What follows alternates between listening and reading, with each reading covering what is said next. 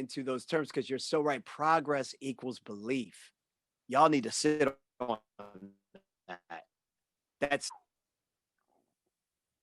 because, now I know why I say you need many moments of momentum. It never dawned on me why I say you need many moments of momentum. I'm saying that because what you just said there, progress equals belief.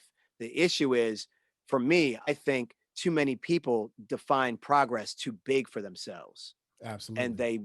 they devalue the small bits and pieces of progress, which is why I try to have I came up with a formula and a system. Like I wasn't really good. Like the real way to do this system is that every night before you go to bed, you say to yourself, what was a win for me today? Like, that's a really great practice. I haven't committed to that daily yet. What I do is something that was called the 3 wins. The 3 wins was my once a week Sunday routine that I would do with my family members or my friends. I get on the phone, or I get in text chat, or I get on a Zoom call, and I'd be like, all right, everybody, what were your 3 wins for the week? I love it. And we would literally go through and mention our 3 wins. And they can be small. These aren't like, I ran a marathon. These are, I put on my jogging clothes and actually jog consistently for 3 days straight this week. Wow. Okay. I remember last week you couldn't even put on your clothes and get out the door. Like, Yeah. that's progress, right? So it doesn't matter the size of I sent that email that I had been hesitant to send, or my kid did really good in some grades or something. Like, it doesn't matter. The Right. point of the exercise is to get us to think about what we have gained and what we won at, because we already know what we're missing. We are so wired to be focused on what's not done yet, what we haven't achieved, where we aren't in life, that we miss what has moved us forward.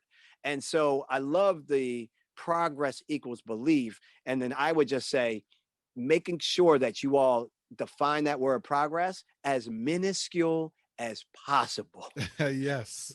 Yes. Because every little moment, when you count it as a win, gives you energy towards the big picture. And when you have the big picture and you can reverse engineer it, when you can see the outcome that you're trying to get, and that's three months, 6 months, a year, 3 years, when you can see that outcome, when you only vision that outcome, you get overwhelmed. And that's why so many of you quit, and so many of you don't feel any progress. But when you break down that thing into monthly goals, like, okay, if I need to accomplish that by June, not what do I need to do every day right off the bat. You can't think that way. For me, I can't anyway. I have to say, okay, if I want to be able to accomplish a certain thing by June 1st, what has to happen in May?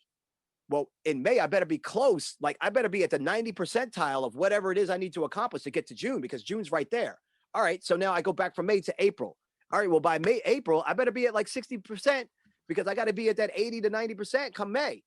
So you keep going. So when you do that, then you can start saying, okay, well, then what needs to happen not only in the month? Here are the big 3 goals for the month. Then you say, okay, now I need to know what I'm doing each week.